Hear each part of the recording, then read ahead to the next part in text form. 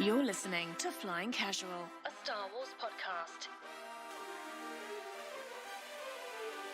Here's your host, Michael Canterbury.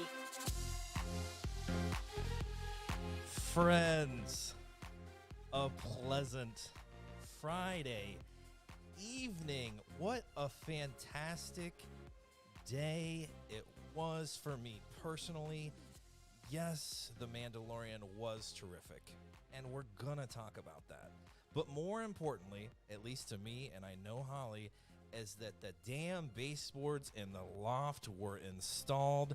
Took a day off to do it, rested, just turned my brain off, just installed some baseboards. Still need to lay some caulk. Wow.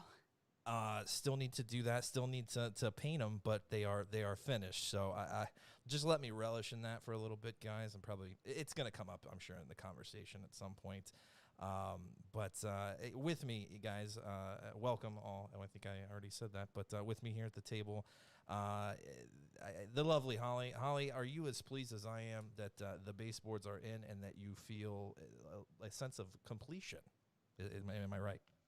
Phrasing. Yes. I feel a sense of completion. Yeah, that's a great point. I should have think said that. My bad. That pretty much sums up my day. Completion. Amen. That's a great way to end the day. It's a great way to start the day. But it sure felt good to do a little manual labor, get away from the computer, and then watch the epic episode of The Mandalorian that we got to see. And we are going to talk about that, guys. But we also have via Skype, I believe, still on Tatooine. I don't think he's got a vessel to depart that sandy there planet there. Luke, are you still on Tatooine? Is that correct, or is that Jakku? Stranded here, but I got some pit droids to keep me company, those lovable buffoons. Just grateful to be alive. I thought a meteor was going to hit my house today. Jesus. So just glad we're all here. Yeah. We were going and grabbing a bite and saw this what appeared to be some sort of stealth bomber fly over. It looked like either a B-1 or a Blackbird or something from the old days, one of those ones that breaks the sound barrier. And then Luke texts us. He's like, did something explode? What the hell just happened? You guys see that bomber that flew over? It was super epic. I'm obsessed with planes. I almost wrecked the car trying to watch it. But we're here, luckily, and we got to watch The Mandalorian. Thank God we didn't crash, Holly. Thank God, because then we wouldn't be having this stream. Yeah, thank God. And guys, let us know. Can you hear us okay? How's everything sound? Mike can make live adjustments. It may not be the prettiest thing, but I can make those adjustments. So you just let us know what needs to be adjusted, and we can do that. So, boy. Where do we begin? That's a great question, Holly. We can start from the beginning. But, guys, this episode was something else. I mean, and this episode was directed by Bryce Dallas Howard. Now, I'm going to start by saying I wasn't the craziest about her first episode. I like her. I like her as an actress. And I don't think the first episode she directed in season 1, I don't think it was her fault. I think it was just bad writing. I just think, and I'm pretty sure, Luke, correct me if I'm wrong, she directed the scene with the civilian soldiers that protected their camp, and Gina Carano had the really bad speech there to boost the morale there at the camp. It just, I wasn't a fan of that episode, but boy, this one was something else. Holly, you watched it with me. We actually got to watch it a couple times. This is the great thing about taking the day off. You can actually enjoy The Mandalorian and not blow through it to do a podcast after. So what did you think? Oh, I thought that this was phenomenally better than the last 2 episodes. I hope that this show continues this trend, or at least this season continues this trend where the episodes are better and better each time. This episode took me through a lot of ups and downs. Yeah. And I wasn't really sure. So did the baseboards, but I mean, yeah. It's just been a tumultuous day. Nice word drop there. Only one of the podcasts, though. Okay. But no, I really liked it. I kind of thought about it. Well, we watched it twice. Yeah. So I kind of thought about it a little bit more after the second time that we watched it. And I was like, no, I'm okay with this. Yeah. I thought it was good. Even the surprises. Big surprises. Wow. Yeah, huge surprises. But yeah, it was amazing. Luke, first thoughts. I mean, did you hate it? No, no, far from it. I don't know how well formed my thoughts are going to be. I did not have the day off, Uh, so I was kind of um, side-eyeing this while working, technically. So my thoughts might not be as fully formed as everybody else's. But I think, comparing to the other episodes in the season so far, it definitely is kind of the juiciest in terms of the overall canon of the story and connecting to bigger Star Wars canon. It was the first episode that really felt like it propelled yeah. the story of these characters forward in a bigger way. And that's no knock on the other two episodes. I enjoyed them, but there's a lot more to sink our teeth into in terms of canon connections here. Yeah, it's so funny too because I agree. This one set a new bar for sweatiness. It just did. And it's so funny. I just had a conversation with a friend of ours, Lauren. You know, she enjoys Star Wars. She is in no way, shape, or form probably listening to the podcast. She doesn't read Star Wars books. She's seen, I think, the originals. And that's probably it, maybe the prequels too, but not a huge fan, but enjoys it. And she's just like, Michael, I need something new to watch. Is The Mandalorian just something that I can jump into without having no idea what's going on? And I told her, I think you can. I think you can appreciate, the fun that's happening. You can appreciate the cuteness, the action, and I'm sure the story itself is going to appeal to people that really have no idea what's going on. And then I watched this episode, and I'm like, you would have no idea what the hell is going on other than, hey, those are some familiar Imperial stormtroopers. They look familiar. But who are these other guys that look like Boba Fett coming in? And there's this dramatic helmet reveal. And should I know who this person is? I'm more and more now. I'm like, maybe you don't want to watch this, Lauren. I don't know, but we'll see if she gives it a shot. Maybe she can let us know if it was for her or not. Holly, am I wrong? Is this too sweaty for those that are outside of the sweat level of most of us? I don't think it's necessarily too sweaty. I think that I've been saying this every time we get something new in Star Wars that kind of connects to one of the TV shows, Clone Wars, Rebels, any of those. I did tell my mom, because my mom and my dad watched this together. Hey, Mom, what's up? The live stream or the Mandalorian? I mean, she might be watching the live stream. Hey, Mom. We posted it on Facebook. Yeah. They've been watching the show together, but they're in different states right now, and so they're holding off on watching it. And I texted my mom today, and I was like, so you guys might want to watch some episodes from the Clone Wars. She was like, oh, good God. Yeah. But I think that it's a good way to kind of pull people back and have them check out some of the other bits and pieces of Star Wars that they normally wouldn't watch, like like the movies. Yeah. Or the Clone Wars, Rebels. But I think that you can still enjoy it. I think that the entertainment value is there. I don't think that it takes away from that.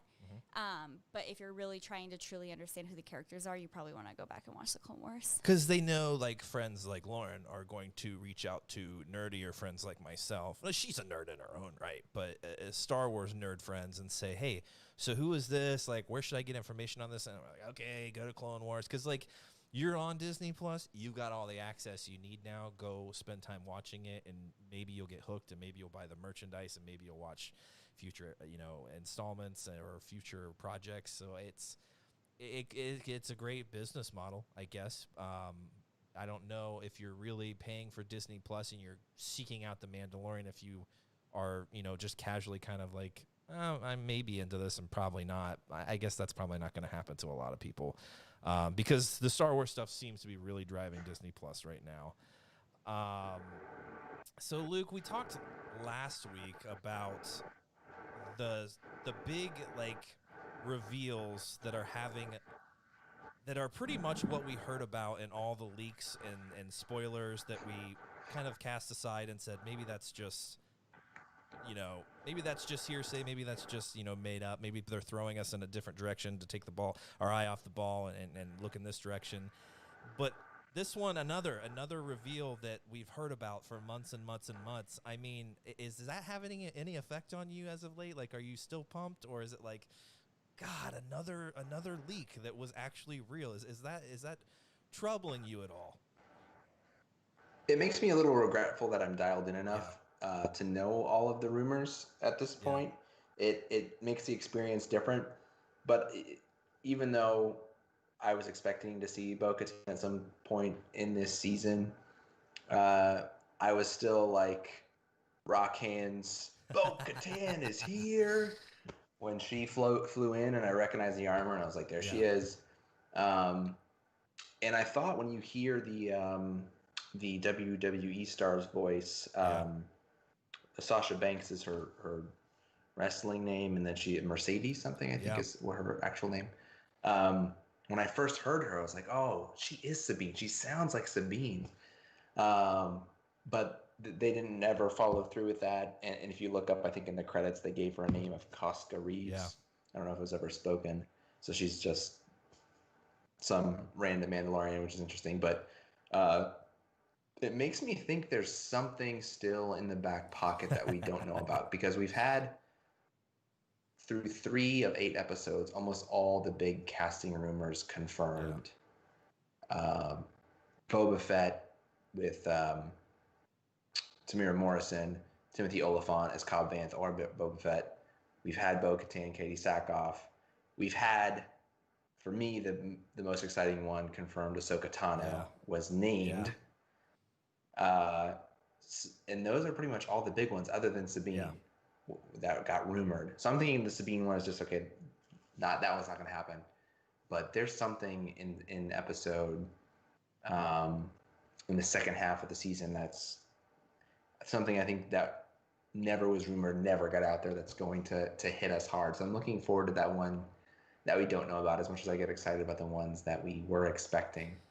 But I think, what you were saying, Michael, I don't know how intentionally they did this, but it seems intentional to me to name Ahsoka in the episode without having her appear so that people can spend the next week, maybe 2 weeks, maybe she doesn't appear until episode 5, binging some Clone Wars. If they Google who the hell is Ahsoka Tano and they don't know, well, like now they can access it. And because these come out a week apart, like I said, if she doesn't actually show up for another episode or 2, which they often tease stuff that then doesn't show up, for another couple episodes, it's going to give people some time to go try to find out a little bit more about who Ahsoka is. Absolutely. I couldn't agree more. And boy, so the only thing, I was super pumped.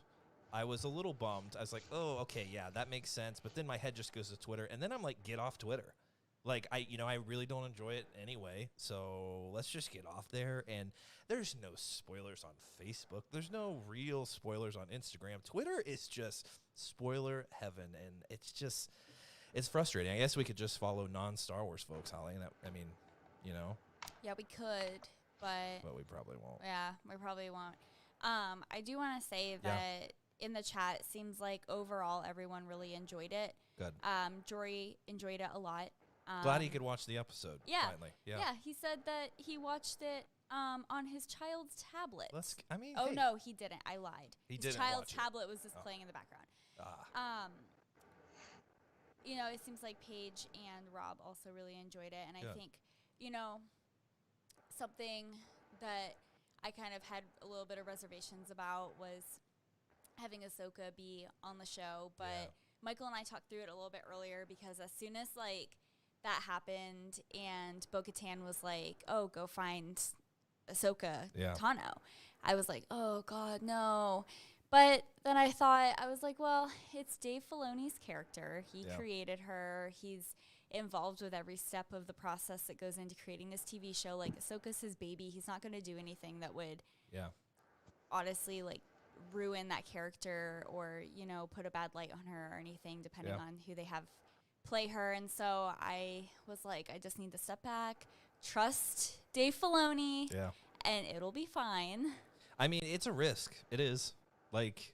Taking an animated character and putting them in live action is a risk, especially if she's going to be as huge of a deal here as we're kind of, expecting. So I think it's still risky, but for how beloved she is and for how how much Dave Filoni actually cares about that character. I'm sure him and Jon Favreau are gonna pay special attention to her and make sure it feels right. I'll tell you, guys, spoilers. Obviously, this is a spoiler discussion, so I mean, they nailed Bo-Katan. Like, boy, the Katie Sackhoff, leak or tease or whatever people were speculating. I mean, if you speculated she was gonna, play the character in a live action, props to you. Was probably leaked, but I mean, obviously she fits the voice. It was her voice in the Clone Wars. She has the look. They definitely based the animated character off of her appearance, a lot of it at least. Well, I have a question for the group and the chat and everything. And I can't take full credit for this because it wasn't something I came up with. But after seeing the episode, I did peek my head out into the Twitter world, see what was going on. And somebody pointed out, I guess Mandalorians maybe don't age very much because this is, give or take, 30-ish years after the Clone Wars. If we say 20 years between Revenge of the Sith and A New Hope, and then about another 5 years to wrap up the original trilogy, and then this is a couple years after that. We're getting close to 30 years. So this is a 30-year older Bo-Katan than we last saw her. And she looks younger, I think, than she did in animation. It's kind of a silly, pedantic thing. I'm not like hung up on it. Like it hurts my enjoyment of the show. It's just a funny thing to think about. Like they didn't try to age her where you get. I guess she hasn't been spending time in the desert, is what I'm trying to say. Because if you look at what happens torture on the skin to Obi-Wan in 20 years in the desert, he gets old fairly quickly. Well, that sun does murder to Misa's skin, Luke. So I mean, that's. Well, I guess all the best Scar is shielding your skin, keeping it nice and fresh. Absolutely.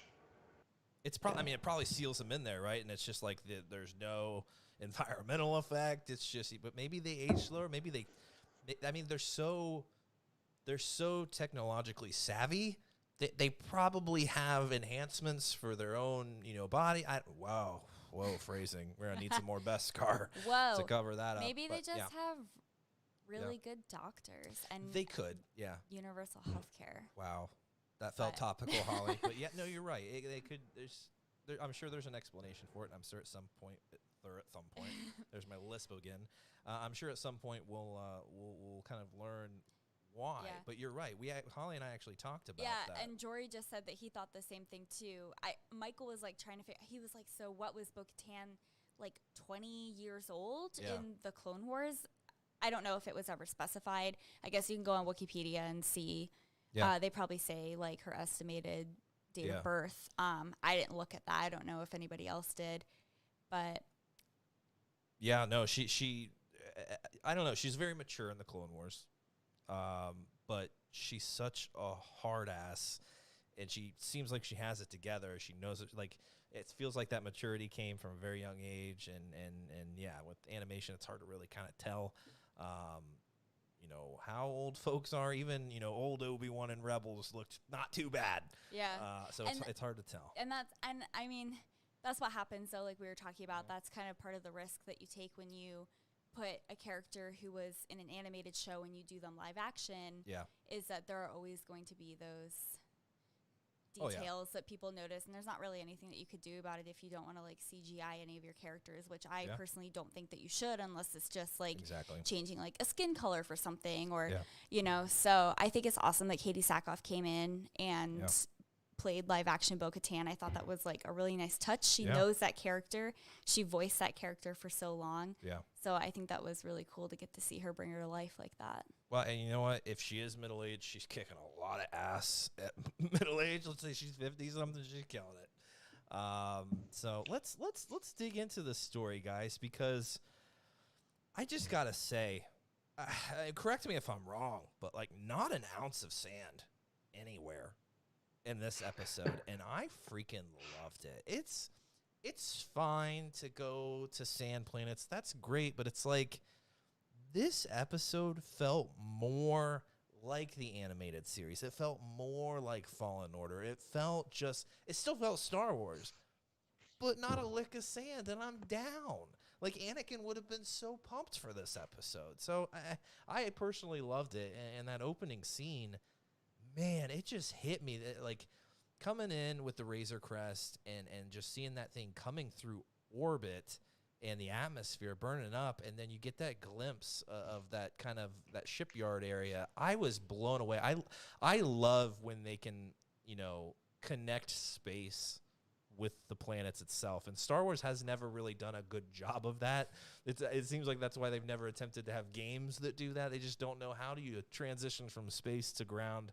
They just don't do it very well. The closest I think that we've ever seen Star Wars do a good job of that is Rogue One. I thought that was a very good use of space battles, ground battles. It was just so cool seeing them come in through the atmosphere, burning up, and having those communications with the control officer. And Holly's like, "Is that Bryce Dallas Howard?" And I think you might be right. It kind of sounded like her voice. Yeah, it absolutely when we were did. watching that, I was like, did she get to voice that communications officer that was like talking over that comm? Because I think that it sounded like they did. I didn't see in the credits if she was actually listed as doing that, but that would have been kind of fun. It would have been super fun. Also, Holly poured me a huge freaking margarita, and I've just started drinking it, and I'm already slurring my speech. So who knows what's going to happen here in the next hour? I'm drinking it like juice right now, so it's happening fast. Let me read some of the comments. Absolutely. Because there's one that Rob said that I thought would be kind of nice to touch on, especially because I know personally, I said that the stuff that happened with Frog Lady and the child eating some of the eggs kind of didn't really sit well with me. Yeah. And I think that they kind of like cleaned that up a little bit in this episode. So I appreciate that. Mm-hmm. So Rob said, I love how the frog people were teaching Green Bean to be nice to the little froggies. Oh, that was awesome. I got chills. Was great. Those were all great moments. It was so good. It really was. I know there was some controversy there with that. At some point you just gotta say it's a television show. I totally understand why it could be a problem, but you got we have solid writers of this story that are very aware, and aren't very close-minded. So I can't imagine. I mean, people make mistakes, and maybe that was, but it definitely feels like there was a little correction there. And I mean, hey, he's a different species. We don't really know anything about him. Maybe that's just something they do, and you gotta beat it out of him. Hey, that's not cool. And just seeing, these things become life, it had a huge effect on him. I got chills during that. It was kind of emotional. I thought that was a super awesome scene. But let's go back to the beginning. Let's talk about that shipyard. I don't even remember what the planet was called.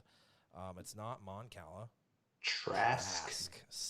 A moon of Trask or Trask. So we've got Mon Cals and corn everywhere on this planet, and just some working class folk out there, just fishing the seas, running like little small, establishments there off the coast.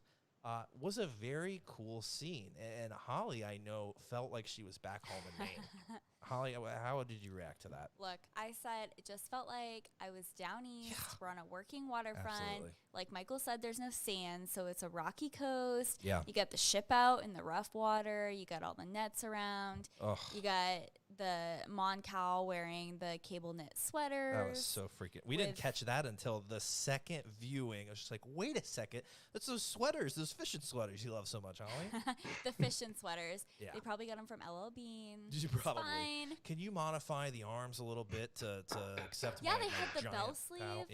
Yeah. I mean, it's awesome. all very trendy. Oh yeah. And also very practical, which is, I mean, what more could you want if you're like a working class fisherman? I saw a really dumb meme on Twitter. Someone took a picture of the Mon Cal there in the sweater and put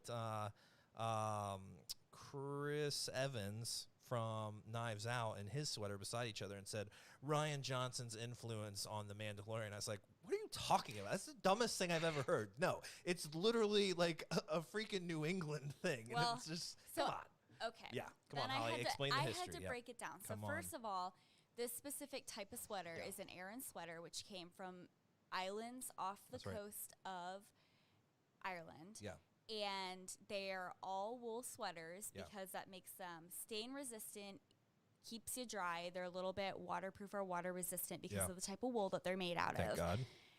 the different cables and stuff or like whatever kind of knit you want to do, give them all kinds of different thicknesses, which means that they can be heavy and they can be warm, which is what you want when you're out at sea and you're getting wet from the waves or the rain and the bad weather. So it's just all very practical. Oh, and love it had nothing to do with Chris Evans wearing a freaking or Ryan Johnson sweater in a movie based in Boston. So let's move past that. But those are very practical clothing items to wear when you are a fisherman. And I would know because I'm from a working waterfront town. That's right. Also, hey, big wardrobe podcast here. I mean, big we love. Okay, first of all, we love sweaters. That's right. Love them. But second of all, they're very practical. Yeah, keeps you warm, keeps you dry, stain resistant, easy to clean. Absolutely. Done. I am asking, for one for Christmas. So I will gladly throw one on and rock it on the podcast. Probably have to, maybe cut off the sleeves or something to not die of suffocation or heat stroke. But I'll gladly. Also, Holly, this conversation that we had earlier about this sweater prompted a huge idea for a new T-shirt design coming to TeePublic soon. So be on the lookout for that, guys. I'm not gonna share it right now because someone's gonna freaking steal it. Anyway, I thought that was just super cool. That it felt so real. And seeing the frog lady and her husband get together, it was just such an emotional moment. I was like, let's go. So that was super awesome. But guys, and so we talk about corn a lot on this podcast, okay? And Luke, if there's one thing we know about corn, it's that you can't trust them, right? I mean, you're surrounded by corn. I mean, obviously something bad is going to happen. Am I wrong? I mean, there's got to be good corn out there somewhere, but they are doing a lot of work in so many Star Wars media to just give every Corrin a bad name. I have a special place in my heart for the Corrin because of the 1980s action figure of the Corrin that Kelly Breckner gave me that I have at my desk at the old office. Must be nice. Thanks, Kelly. For when we're back at the office regularly someday. So they have a little, tender place in my heart for that. But yeah, these guys, you can't find a real good one yet, but the search goes on. Yeah. We will someday. Yeah, maybe there's some nice ones there in that fishing yard, but everyone we met here seemed like a dick. Can I ask, though, didn't it seem... Oh, here we go. Big corn podcast here, actually. Big corn podcast, yep. No, did anybody else think that it just seemed really weird that Din was so easy for him to kind of be like, oh, cool, the Corrin are going to show me what I need to know. Don't you think that he trusted that they actually, had good intentions? Or he wasn't, even if, he thought, okay, well, we'll see where this takes me, he wasn't very careful. He's a little naive. But I'll cut him some slack, because when you're dealing with a Corrin and their appearance, very difficult to tell, whether you can trust them or not. You got all those tentacles on the face that are moving around. You can't. Usually, you can tell a person just looking at him. I don't know. I don't trust this guy. All the Corrin, there's too much happening. Wait a second. They all look pissed off. And, Can't you say the same about the Mandalorian though? Because they're always wearing a freaking helmet. Well, yeah, but that's just. There's nothing going on. I mean, these guys got tentacles. It's everywhere. You can't.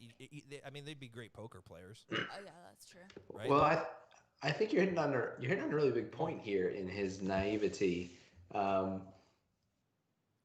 We saw the conflict of cultures that happened between bo-katan, who's truly from the planet Mandalore, with our Mandalorian Din Djarin, who's from basically this almost like fundamentalist sect of clan.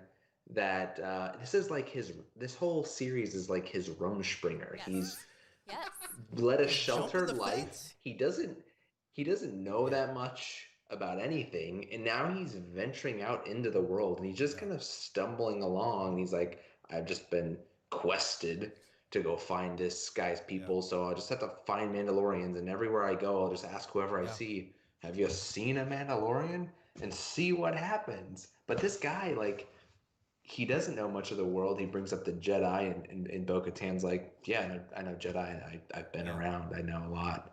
And he doesn't know anything. So it's really interesting that he's been built up in our minds because we've been by his side throughout this and seeing his struggles and his journey. But in a way, he is a bit of kind of a sheltered weirdo. Absolutely. And now he's like, it's all just hitting him, the rest of the galaxy, like so fast. Yeah, if it wasn't for that Beskar, I mean, he'd be screwed. Yeah. I actually had this. I took a couple notes when we watched it the first time, and that was like one of the big things. Thank you. Big note-taking podcast. I kind of felt like, yes, this episode introduced us to bo-katan, real Mandalorians, and the possibility of meeting Ahsoka. But to me, I think what this episode did the best is kind of show Din that everything that he thinks that he knows is actually probably not necessarily accurate. Yeah. Because I feel like his world just got turned completely upside down, even more so than it did when he took on the task of bringing the child to the Jedi. Yeah. And I just think that this is going to be, a moment of growth for him to kind of make a decision. He's at a crossroads. Yeah. Is he going to continue on the way? He thinks only one way. Yeah. And that is carrying on what Luke called that fundamentalist mindset of what Mandalorians truly are and what it means to be a Mandalorian. Yeah. Or is he going to be like, well, hold on a second. Here are these other Mandalorians who are doing things that I never even thought was acceptable. Yeah. But they're telling me that this is, and there's more than one way to be a Mandalorian. And is he going to kind of have a moment where he's like either going to do his own thing, or he's going to kind of think like, maybe Death Watch isn't what I thought it was, and kind of break away from that. Yeah. I mean, he's got a lot to process. He's learned a lot just as of late, and it's a lot to process. And as much as he wanders around, you'd think he would have processed a lot of this already. Doesn't seem like that's happened. And, I mean, who is he supposed to talk to about this? Like, the child? Like, he can't even trust the child. Like, he's always watching that thing. He doesn't really have anyone to talk to about this. And when he does, he's, trying to save his own life. Or they're in a, hey, I'll help you, but once you help me with this job. Like, he doesn't have really time to really grasp what the hell is going on and how he's likely been misled his entire upbringing. And you can sense that in the episode. Like, when she tells him all this and they're kind of making the run through that freighter, I mean, obviously, like what do they call their little gang? The something owls. I don't. Luke, do you remember what they call themselves? I don't remember what bo-katan calls them. I don't know. There's the something owls. I think from the Clone Wars they talk about that, but they're just owning, right? And I mean, Din really didn't have to do a whole lot. I mean, he had made that huge sacrifice there, but he seems a little slower than everybody, and it's almost like he's grappling with what the hell is going on. Yeah. Like, these guys are even more badass than the people that I was with, but also, like, they just told me that everything I knew was pretty much a lie and that they're actual Mandalorians. What the hell is... He just seems slow to catch up to everything because he's processing it in the moment. So there's so much to unpack there, but... So yeah, we get a ride with these Quarren, and obviously they're jerks. We learned that very quickly. They kicked the he baby. hits it with his staff, right? Yeah, he gets rid of that baby. He does, right into the mouth of that freaking water, whatever. Yeah, what is it? I have no idea. Oh. I have no idea, but straight up eats Baby Yoda in that thing, and so Din jumps in. A huge trap to, assuming Holly said get his Beskar armor, I guess. Yeah, I think that what they were going after was the Beskar. Yeah, it definitely seemed like that. So in this moment, I'm like, how's he going to get out of this? My mind always goes to Baby Yoda. Baby Yoda's going to step up. He's going to lift this damn creature out of the water, and they're going to bust through this gate. I was like, that's the only option. And sure as shit, here comes Bo-Katan and her friends, Sasha Banks and that one gentleman. Didn't catch his name, but they're all badasses. So everyone that thought, Sasha Banks was playing Sabine Wren, I'm really sorry you were disappointed. That was one little thing that finally something was wrong of all the supposed leaks and spoilers that were out there. Thank God. So that was nice. But man, that helmet came off quickly, and I just got chills everywhere. It was just like, oh my God, they're doing this. And they're giving Katie Sackhoff this opportunity to continue her character and make it actually her own, which is fantastic, like in the flesh. I freaking loved it. Luke, were you blown away? I told you to stay off Twitter today when you were at work. Did it stay nice and unspoiled for you? Yeah, no, the reveal occurred for me in the episode, which is why I was able to, even though I knew the rumors, I could experience the joy of seeing it for the first time. without knowing for sure it was coming. And you're right, like Katie Sackhoff's performance was outstanding. I thought the acting throughout this entire episode was excellent. The Imperials that we saw, the stormtroopers you can't see, but all the non-stormtrooper Imperials we saw, I thought did an excellent job. The one pilot to me did a really great job with the way he was so expressive. He didn't have a lot of lines, but like just his facial expressions let you know so much of what was going on. I recognized the commander of the vessel. I don't know his name offhand, the actor, but I was like, I've seen this guy around. Holly, big Lost podcast nice. here. What a name! What a name, Titus. Just the performances were I thought maybe some of the best of the entire series. Katie Sackhoff being kind of first among them. The continuity of the character, like you said, from animation is so unprecedented to have a character come from animation to live action to begin with, and then for it to be the same actor portraying it. And she just knocked it out of the park. I loved, the friction we've been talking about between the different Mandalore cultures and how she threw the catchphrase that everyone just loves and adores back in his face when he's like, "You're changing the terms of the deal," and she sarcastically says, "This is the way."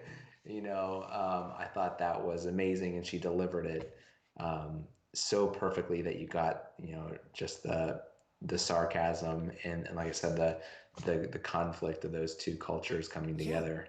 I thought that was really excellent. The writing and the execution, like you said, everybody was so on their game. And they do these storyboards and they really plan out these scenes, but you got to give Bryce Dallas Howard a lot of credit here for setting this up and just getting these shots. And the writing was perfect. Like Luke just said, the sarcasm of "this is the way." That's not a Mandalorian thing. That's this cult's thing of like, that's how they've brainwashed people. But hey, that's Mandalore, dude. He said it. You don't take your helmet off. They're kind of Holly and I were talking about this. Is they seemed not surprised to find him. It's almost as if they found others, and they were kind of like, found this silly, traditionalist over here. He interprets the Constitution, quite literally. Like, no, not like that. He's an originalist. He's an originalist. And so, Holly, what did you think of that? It felt like they were kind of like mocking him. They've run across him before, and you silly folks, you're not actually Mandalorians. Yeah, well, so that's what he said to them. Yeah. So when they all took their helmets off after they rescued the child, he was like, "You took your helmets off. You're not real Mandalorians." Yeah. And she was like, "I am. I'm the last of my line." Yeah. And he just like, I think that's like when it started to go downhill for him, when he was like, "What the hell?" Ugh. But you can see them all kind of exchanging looks, and that makes me feel like this is not their first time coming across somebody from this cult. This is not the first time that they've had this conversation with somebody. They have to explain their actions over and over and over again and kind of be like, "Hey, this is going to come as a literal culture shock for you." Absolutely. But like, there are other ways to be a Mandalorian, and there's not actually one way. We're actually stronger together, she says. Yes. I know you've been told that it's this one way, but all together, a diverse group, we're actually better and stronger with that. So, and I don't know. I thought it was so fantastic. Even the humor there. There was just there were only a few humorous moments, like kind of the "this is the way" sarcasm, and when they're making their way through that freighter, and she says she's talking to that commander in the bridge, imprisoned in there, and she's like, "Just put some tea on, we'll be up in a little moment." It just felt so just like, I don't know. It was fantastic. But I'm curious to see if we're ever going to see more interactions with Bo-Katan's clan and like other of these kind of traditional Mandalores. Like I don't know, and I don't know if a lot of people caught this, but Bo-Katan, every time she would approach Din, she would call him brother. Yeah. So it's not like she's just like, "You're not even Mandalorian. Like you silly folk, you wear the army, you have no idea what you're doing." Still looks at him as a brother. And wants to unite these people. Obviously, we've seen that in the past. But there was another edge to Bo-Katan. I don't know if anyone kind of picked up on that. I think someone in the chat kind of mentioned like she's kind of like even more hard ass than she ever was in the Clone Wars. It was Rob. Rob said. Can we talk about how brutal she was? And I quote, Rob said, I think that, sorry, I'm trying to find it. There's been a lot of stuff going on in the chat, but he said, Bo seems pissed about losing the Darksaber. I mean, yeah, we're definitely going to learn probably how that happened, but I don't know. Luke, did you kind of pick up on a little edge? Like, she is pissed. I mean, no one's being taken prisoner. I mean, they are quick to execute, maybe a little double tap to make sure they actually killed these Imperials. Did she have a little edge to her? I mean, I think she has reason to, from what we know. You know, there was, what do they call it, the Purge? Yeah. You're right, she mentioned that. Of Mandalore. She says, I was there, or I fought against it. And now that the Empire is on its heels, now she's trying to reclaim it and going after these Imperials and capturing their weapons to use to go back to Mandalore, which is, great motivation to try to sort of free her people. So it must mean that Mandalore is still Imperial controlled, even though we're in this era now where, the New Republic is starting to assert more of its control. And I think, there's a good chance to me that this season will follow some of the formula of season 1, where a lot of these people we meet along the way, we see again later in the season. So we might see Cobb Vanth again. I think more likely we see Bo-Katan again than a Cobb Vanth later on in the season. So I definitely think we'll see her at least one more time.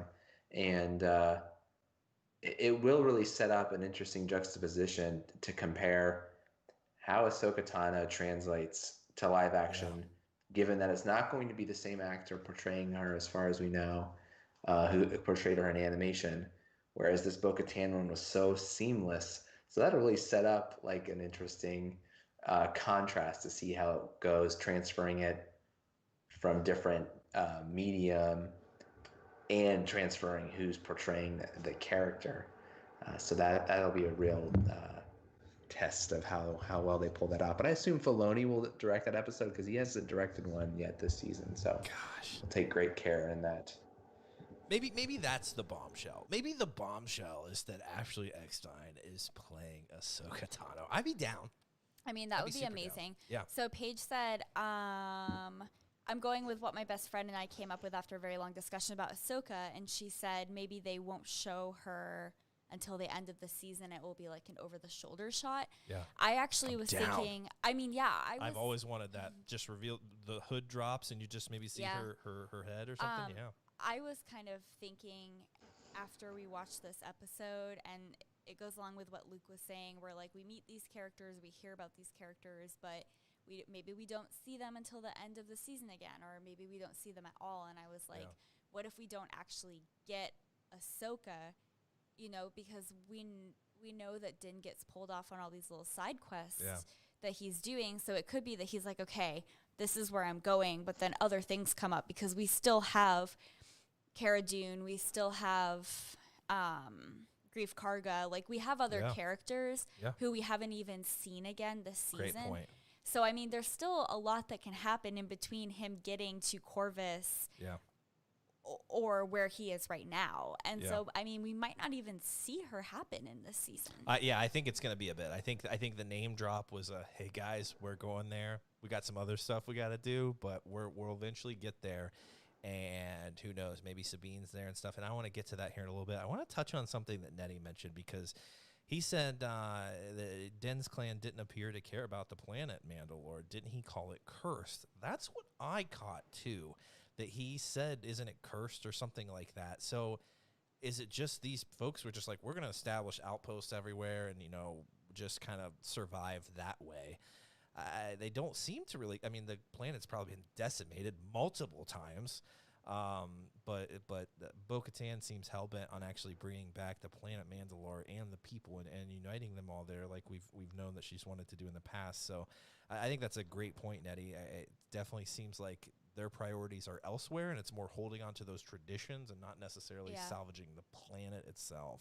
And there's A lot. I mean, we're being reminded in this episode of how much time, like Luke was saying earlier, how much time has passed between when we saw these characters in the Clone Wars and now. Yeah. And I mean, Rob said, you know, re bo-katan, it could feel as if she gets that saber, she's the rightful heir to Mandalore. I mean, the episode is literally called The Heiress. Yeah, exactly. Don't forget that. Yep. And then Rob said without it, it's like a king without an army. Paige said, I mean, she still had one living relative the last time we saw her. And now she's implying that she is the last of her line. Yeah. So, I mean, there's still a lot of story there that's left to be explored. What happened? What's been happening there?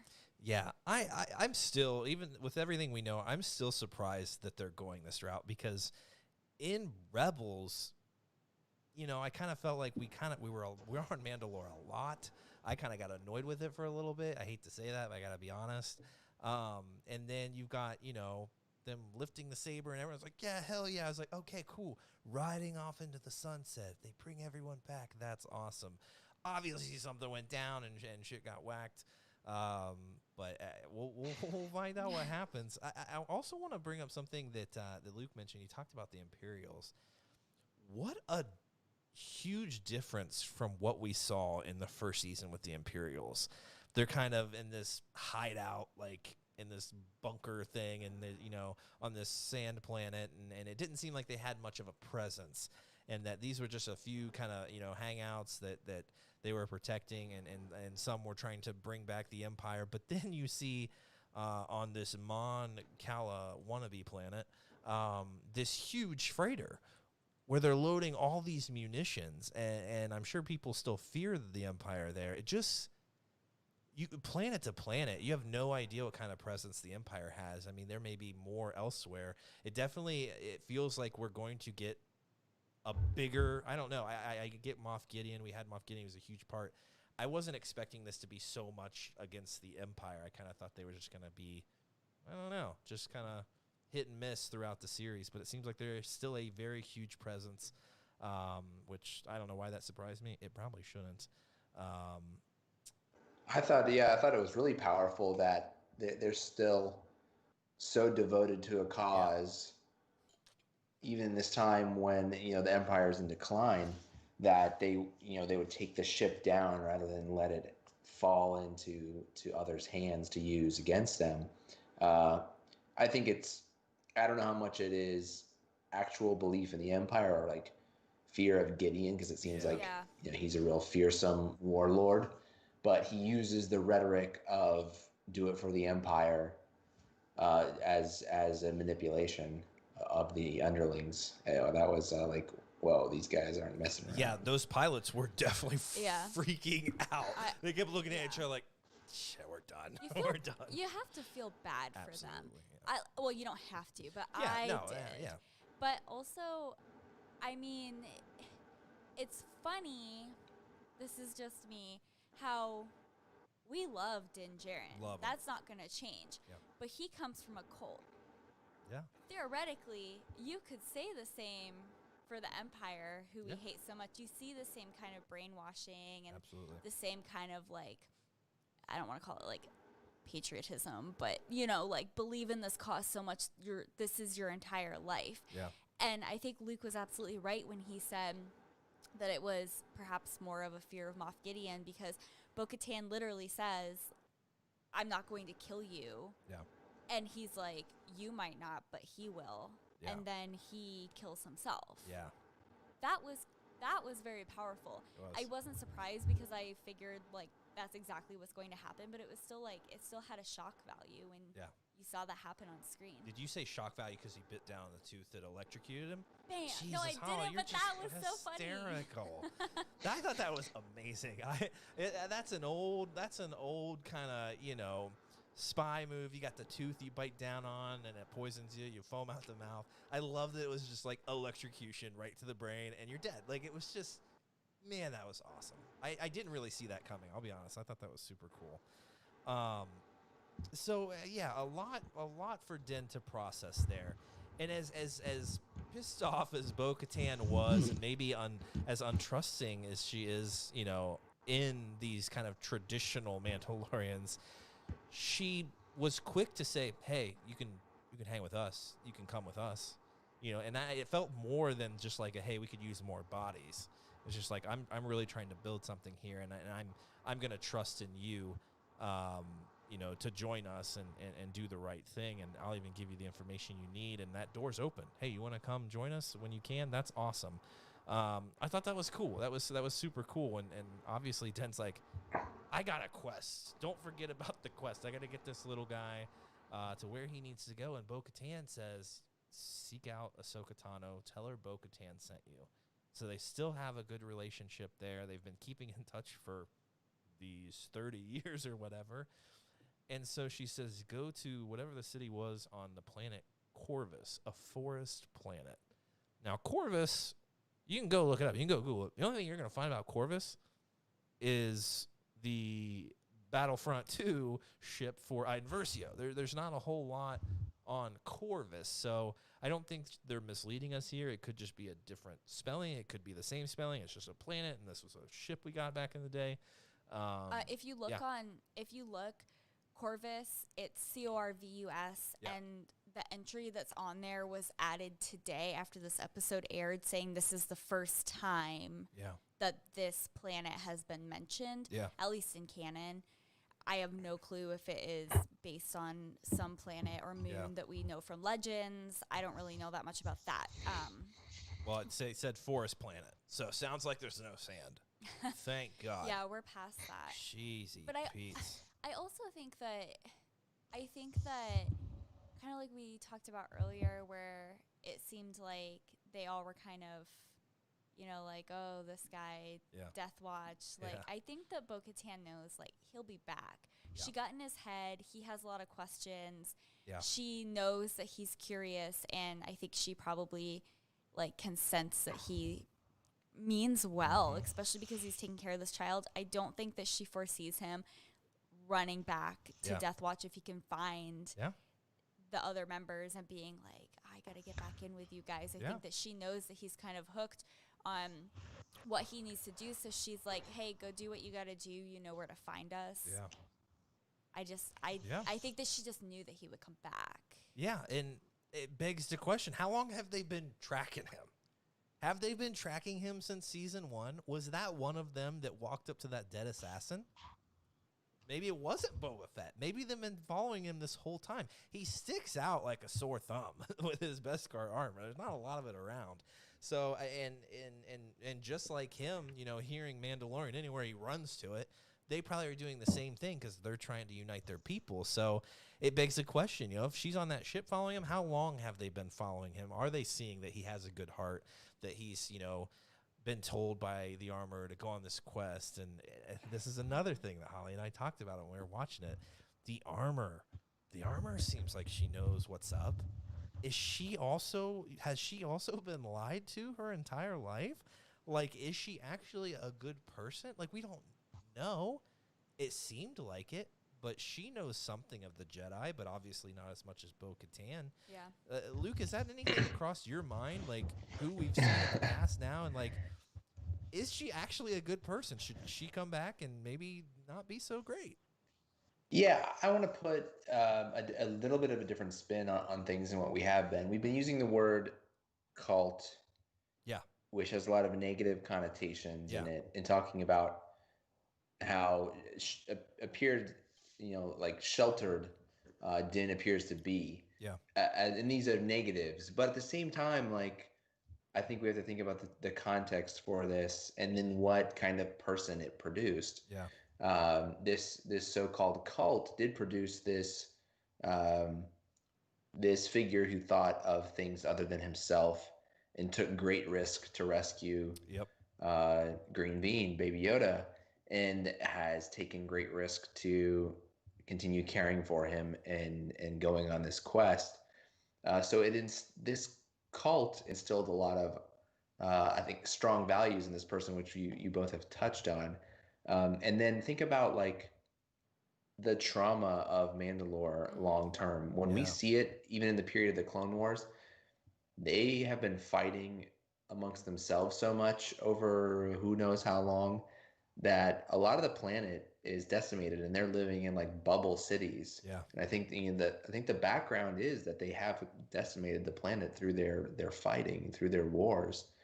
Um, so if you have a sect, a clan that views that history and what it's brought their people, and decides to try to change some things and take a different path, like Satine tried to do, Yeah.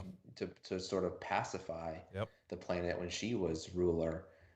This clan might have just looked at all of that and said, "We need to do something different. We're too destructive. This isn't a good path," and they reverted to like, well, yeah, more sort of fundamentalist, conservative, more insular view of things. But I don't think it's all bad. Yeah. So like, I don't want to get too carried away with the word cult, but it's definitely, some parts of it seem unnecessary. But there's a certain amount of good that came of it. Yeah, I mean they've been through a lot. There's been a lot of change of the guard. Like there's been a lot of people in charge. That Maul was running the show for a bit. Like bo-katan, like they Satine, like and it's been a kind of whiplash. So maybe they're reverting to the old ways and saying like this. We survived this way for generations and thousands of years. Like this is what helped us defeat the Jedi. Like this is what helped us, well, not defeat them, but maybe keep them in check. Like maybe let's revert to that, and things we'll keep it smaller. Things will be better. We're not even gonna attempt to revitalize the planet because it didn't work out well, and then we're just gonna be sought after like we have when we were infighting, or when the Empire came along, or when the Separatists were here. Like it's hard to trust people, especially if they know where you are and they know how easily you maybe could be swayed with a show of force. So maybe they're just kind of saying, let's keep this smaller. Let's do that. Yeah. I do also agree with Luke. I think that sometimes we tend to throw the term cult around kind of just like willy-nilly, like, oh, this person, like they have very strong beliefs on this one side that I just don't agree with. Like, and so do the other people that they're around. They're a cult. Like, let's not forget like what the purpose of a cult is. That's right. And so does it seem like the Death Clan actually is fundamentally a cult, or do they truly just have different beliefs and they were trying to remove themselves from, another group that wasn't going the way that they wanted to go? Yeah. So I think we do have to be careful when we're throwing that term around. Absolutely. Yeah. No longer a cult here. Or, they're not necessarily just like worshiping one leader. I mean, we don't even know technically at this point. We're questioning like the Armorer seems to know the most, but no one's really like staying in Death Clan or Death Watch to like worship this Armorer, or like worship the Beskar armor, or not even the Darksaber, because they don't even have it. Yeah. So it's kind of like, I feel like we're away from that cult feeling, and they just have different beliefs. I mean, it's the same thing that we see every day in this country. Yeah. I'm not going to call a certain political group, generalize them a cult. Yeah. It doesn't fit, Yeah. And it's only going to get more complicated. Those Mandos are going to show up again. Yeah. Like, and that's the other thing. Like, we talked about how good Din has been and how he's doing the right thing. Like, those other Mandos that were there in that holdout, they also came to his aid when he needed it, right? Like, so they kind of, it doesn't seem like they're all that bad. They just maybe are misled about, what's the best for their people. But it seems like they're very focused on the Beskar and keeping a low profile, and that's cool. Yeah, and Paige said earlier, she kind of made a joke, speaking as Mandalorian, buddy, they're aggressive, we're progressive, we're fun, take off the helmet. Yeah. But I think, I mean, that is one way to look at it. You do have possibly, I don't know if you want to call bo-katan more progressive, but I mean, different visions here. Yeah, no, absolutely. It's great. It's just when you thought Mandalore and Mandalorians couldn't be even, as any more complicated than they've been in the Clone Wars or Rebels. Boy, there's more out there, and it's gonna be crazy to see them all come together, whatever that means, if they're infighting or whatever. But I could see those original Mandalorians that we saw kind of helping out the Empire, just being like, you know what, Bo-Katan lost that Darksaber for a reason because she's crazy. Not saying that she actually is, but that may be their viewpoint and saying, we're going to help out the Empire. You know, that's happened in the past. We've seen Death Watch kind of, you know, come to the aid of the Empire. So we also could saw happen them again. Yeah. kind of fight against the Empire in the first season, though. True. So maybe they're not taking sides. It's just kind of whichever fits our narrative and what we want. Do they know Moff Gideon has the Darksaber, though? God, I don't know that they do. There's some, and that's the thing. If they are, you know, the Darksaber is a older reference in Mandalorian folklore. Like that's back when, you know, there was a Mandalorian Jedi, like before the Mandalorian and Jedi Wars. Like that was a long time ago.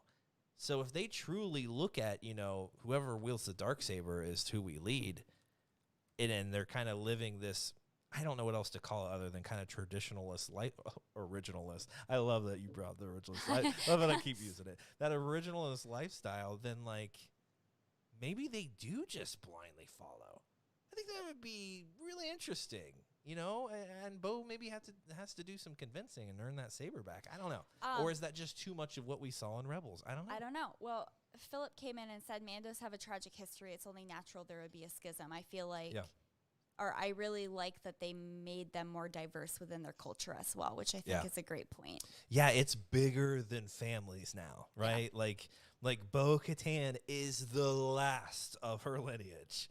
So it's bigger than that now. It's uniting the world. It's uniting them under different principles. It's not just, I'm a Kriz or whatever she is. I can't remember what her family name is. It's more than that now. Yeah, it's more than just these family and their lineage. It's because that was a big part of it. That was a big part in Rebels. It was huge. So there's a lot more on you know, at stakes now, and they've learned a lot. They had to have learned a lot.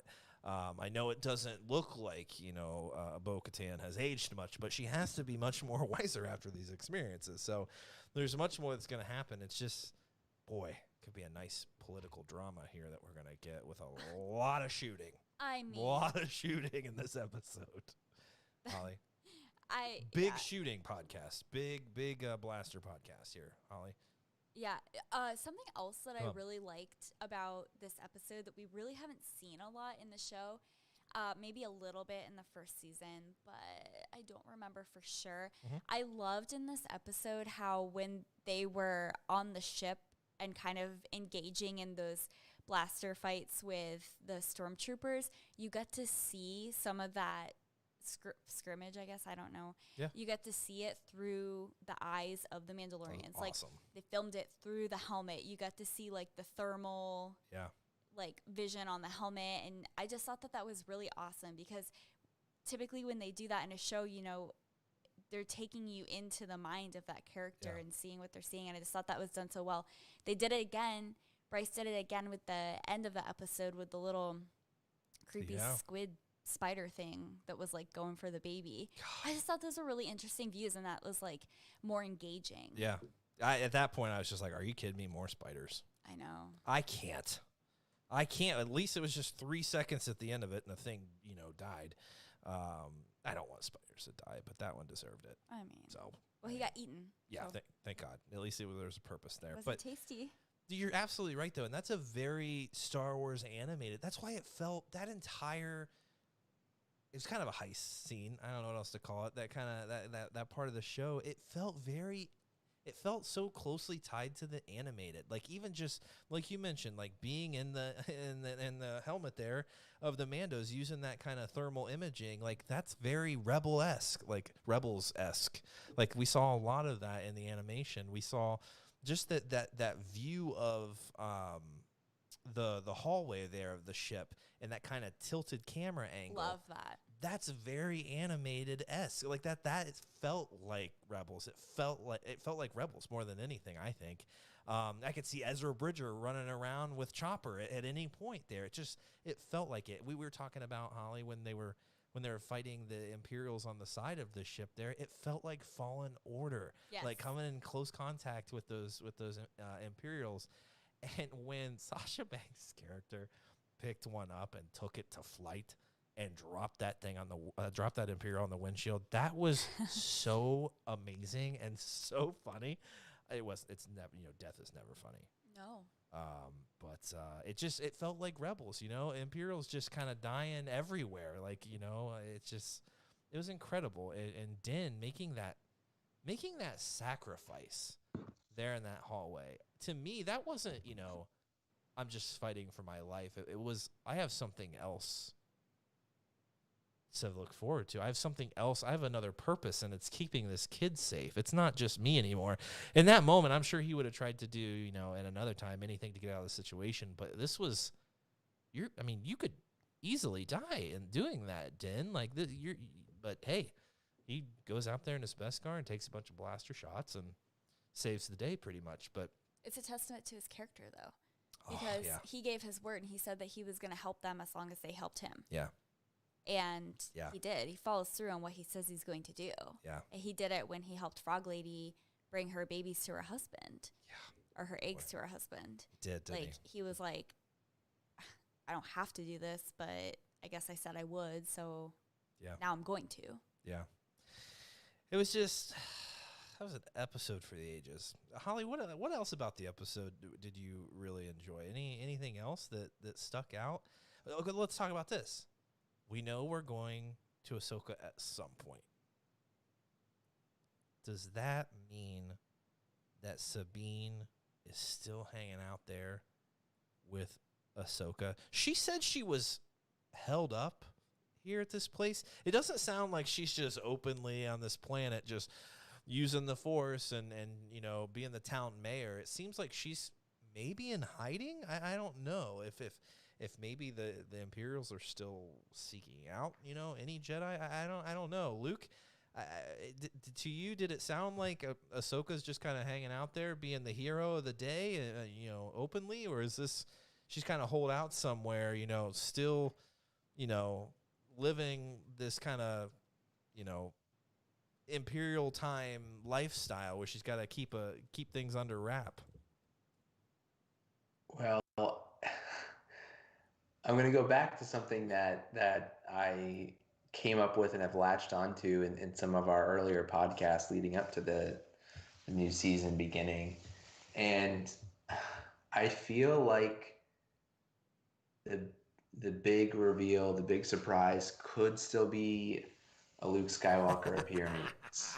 And I feel like Ahsoka is a bridge to that, and we're getting her referenced and probably appearing earlier in the season than we expected, because she might be a stepping stone to Luke. Because when you think about this time period, it's post Jedi, so Luke is a prominent figure at this point.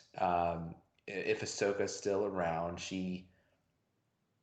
and we know she's been involved kind of with the Rebel Alliance, that she would have at least heard of Luke, and by this point maybe had a chance to get in touch with him. So she might have to say, they might find her and she might be like, I'm on this quest too. I'm trying to find Ezra. Or, sort of hinting at that, because that's supposed to be going on around the same time period. So I can't fully devote myself to helping you with Baby Yoda, but here's the biggest Jedi out there right now. You need to get in touch with Luke. I'm still kind of holding on to that theory as growing likelihood at this point in my mind. So I don't expect her to be around more than one episode, probably, the way things tend to go here. And maybe the big surprise that never got really leaked or rumored, other than our crazy internal speculation, is Luke. Is it possible for us in one? Is that gonna be like too much? Are our brains gonna explode? Yes. If we get Boba Fett returning, a little Cobb Vanth moment, nice little nod to the novels. Bo-Katan comes back. Ahsoka shows up. Luke Skywalker out there looking for relics. Ezra Bridger. Okay, wait. Or even Thrawn. Is Okay. that too? That's like a dozen characters. Is that too much, All Holly? right, Luke. Nettie said, big surprise. Ezra and Thrawn? Question mark. Guys, I didn't suggest Ezra would appear. I would. There might be a reference from Ahsoka to that she's involved trying to find this other Jedi who got lost, and that's a wink, wink, nudge, nudge to all of us out there. So no, I'm not saying Ezra and Thrawn. No. That is kind of getting the boat's getting a little too full, and we're going overboard. But I'm still saying that the Luke door is open. or just he take Baby Yoda, the child, to Ahsoka, and she says, "He's too old. Too old. 50 years old is he? Is he too old to be trained?" Wait, And did she you... says, "No, I remember what Master Yoda said. He's too old." Okay. No, Holly. What? Well, I was like, wait, are we taking the child to Yoda or are we taking the child to Ahsoka? That was me as Ahsoka doing a Yoda impression. I mean, Pretty good, right? I'm impressed. Thank you. Okay. I don't know. Is it too much, Holly? What if- Would your head literally No. explode? Hold up. Okay. Okay, what if Luke's onto something? Okay. I already said maybe we don't even see Ahsoka. Ahsoka's mentioned, but maybe we don't even see her. See her D-robe. Instead, it's, hey, listen, there's another. There is another. Go find him. I love that we're bringing back all these original Star Wars quotes and repurposing them. Oh my God, is this just Ahsoka? She's a frail, maybe No. she's a frail old No. Jedi. They're in her robes, and maybe Din is helping her in her hut, lay down, and she just says, "There is another First of all, Jedi." no, I didn't like anything you just said. Okay. I think it'd be great. We don't know how to Gruten's age, Yeah. and she's only in her 40s at this Yeah, point. she may develop a Yoda accent at this point. We have no idea. I don't think so. So it would be too much for you. It would be too much for all of these characters to show up in one season. Oh, no, it absolutely would be. I'm just speculating like everybody else is. Hey, okay. Okay, realistically, Okay. no, I don't want that. Okay. Because I don't want to take away from Din Djarin. And that's what it would it will get pretty do. messy, wouldn't it? And like Luke said, we're going to sink the ship. Or no, he said go overboard. But I'm saying sink it. So, okay. I totally get what you're saying, because if we have so many characters show up, if they do show up, it's going to have to be exactly what Luke said. Okay, you'll get 5 minutes with Ahsoka in one episode. And it just kind of gives you a hint of where Ahsoka is right now. Okay, you get 10 minutes of Ezra Bridger in an episode. It just gives you a hint of where that is. And it sets us up for other freaking series. Who knows? Thrawn and Ezra Bridger could be the best of friends. Okay, but We have no idea. I personally would love that. I'm I so would too. sorry. Rebels, spoiler, but I just imagine them Come on. flying off, Into the in- sunset. Yeah. becoming the best of friends. Yeah. I know that's not actually Riding going to Purgles happen. into the sunset. I am down. Yeah. I'd love to see it. Yeah. I'm here for that. Yeah. I just think that they have a lot to learn from each other. No, they do. What does Thrawn say, Holly? Fascinating. Fascinating. Fascinating. I could just see him saying that a lot. They're sitting there, just learning. Fascinating. That's I just- fascinating. Yeah. I don't know. I have high hopes for Thrawn. I haven't read any of the books, so Boy, it's probably you are about to. misplaced. But No, everyone admires him. Yeah, is he on the wrong side of history at some point? Yeah. I know. But I guess we people can't make forget that. mistakes.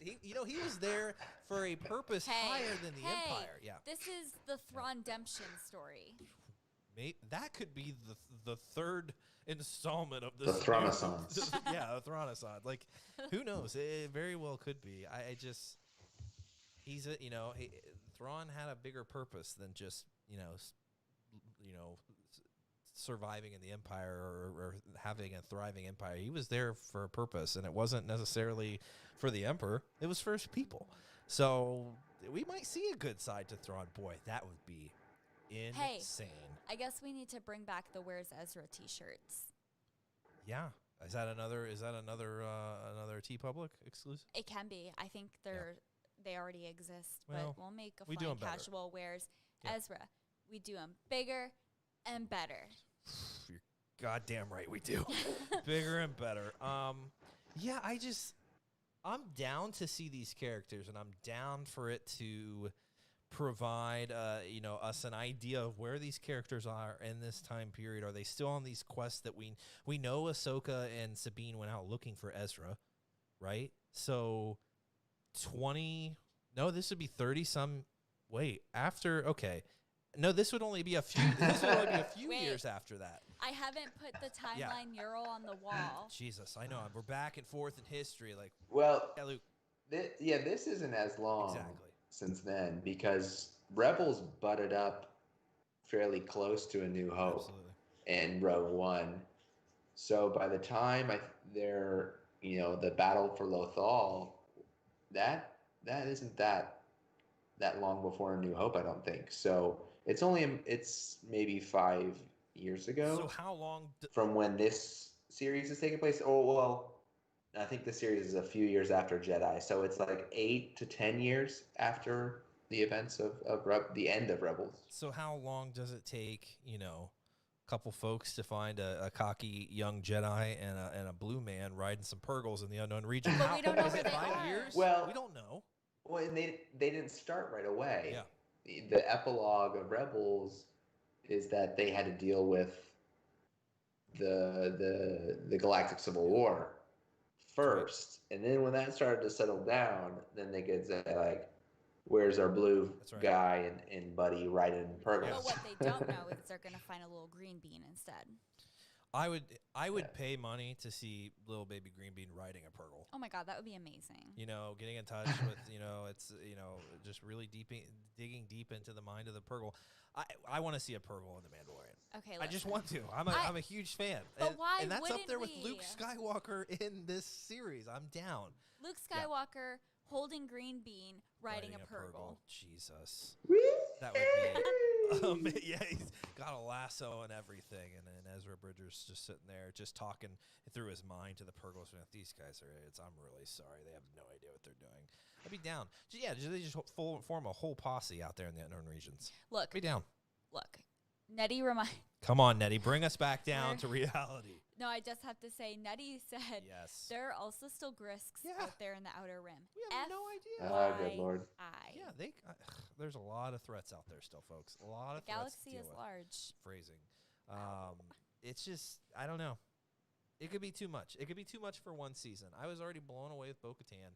You can't show bo-katan in the season and then not show her again.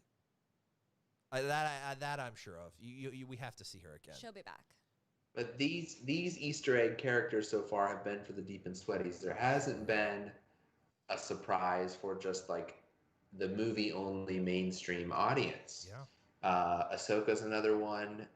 She's bigger than a Cobb Vanth by hundreds of degrees, but she's not Luke Skywalker. There's still a ton of people who call themselves Star Wars fans who really only like, I watch all the movies. And they haven't seen Clone Wars or Rebels. So everyone knows Yoda. So like Yoda, baby Yoda in season 1, and everyone knows Boba Fett, which the whole sparked all of Mandalorian and Star Wars. So those were mainstream Easter eggs, so to speak. Whereas all the ones we talk about, which are so big and making the boat so overfilled, are only for our slice of the audience. Right. We're selfish. Which this show is going much beyond. So for a lot of people, it's like, oh, these are cool characters, but they're no different than meeting a Grief Karga to this mainstream audience because they didn't have a history with these characters before. So they're just a new character for them. Like, okay. So for me, like, if you still want to get a mainstream pop, you got a Skywalker in your back Luke, pocket. let me So pick, not a Palpatine. not a Palpatine, but let me pick up what you're putting down. Let me make a bold prediction. You want a Skywalker? Drum roll. You want a Skywalker? Okay, I'll give you a Skywalker. Ron Corvus. we're introduced to Ahsoka, and she's talking to someone. Camera pans around her, and there is a Hayden Christensen, Anakin Skywalker, Force Ghost, counseling her. You want a Skywalker? You want to bring in the prequels? You want to tie it all in? Why not? Wait, but he would have shown up I'm getting chills. at the end of The Rise of Skywalker.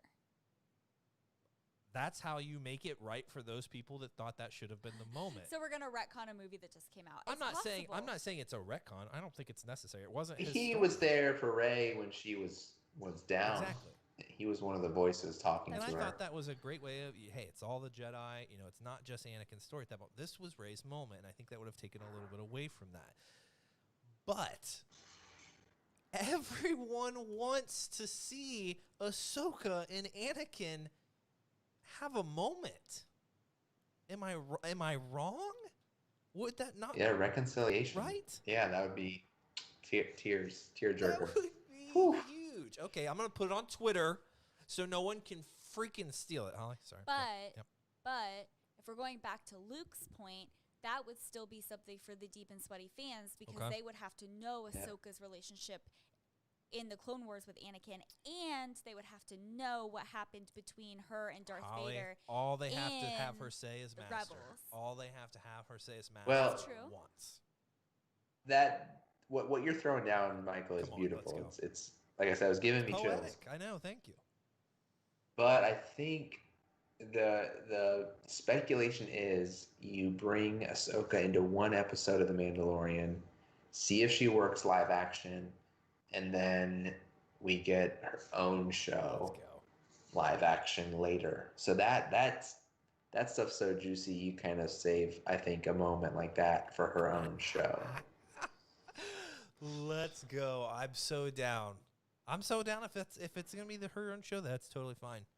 But Holly, like I told you, I think you don't even need to explain it. You just need to have her say master once. Because when you explain Ahsoka to people, like, yeah, it was Anakin Skywalker's Padawan, they're like, wait, what? When did he have a Padawan? So all you have to say is master once. And it's over. It's just, okay, Anakin Skywalker had a Padawan. I don't remember that from the movies. Now I got to find out where the hell that is. Who is this person? Why is she such a big deal? I don't know, guys. Just a bold prediction. So I'm down. If Luke Skywalker shows up, I'm down. If Anakin shows up, also down. But we know we're getting Ahsoka. My next question is, since we know we're getting Ahsoka, and we know that Ahsoka and Sabine were going off gallivanting together, is Sabine with her there on Corvus, Holly? No. She's not. I don't know. I don't know. I just think that would be too much.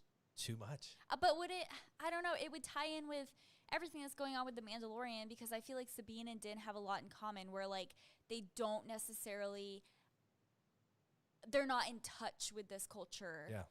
With the Mandalorian culture, I guess, traditionally, so to speak. And they need someone to kind of help them want to learn more or, like, want to reconcile. But I don't know. It's going to be, you know, are we going to see Sabine kind of learn that things aren't great right now for bo-katan and all these people that she thought was really going to step up to the plate?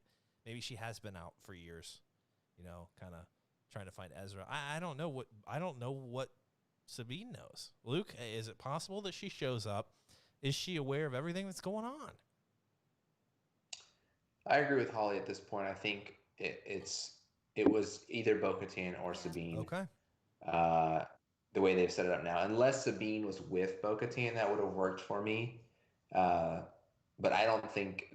I think they're going to give Ahsoka her own spotlight, so to speak.